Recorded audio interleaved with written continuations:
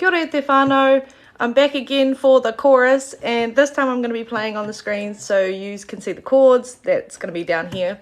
Thank you so much for all the aroha on this video. Oh my gosh, I was pretty nervous because it's quite a hard song, but I'm glad we're all, you know, in the same waka. We're all learning together, and I'm glad you guys are enjoying it. So here we go. I'm going to do a little lead-in. Taku poi poro titi taku poi e. Poi e.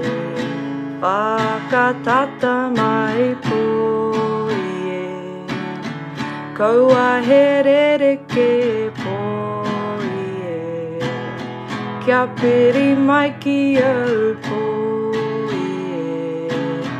E awhi mai rā poi e. Tape katia mai poi e. O tawa aroha poi e.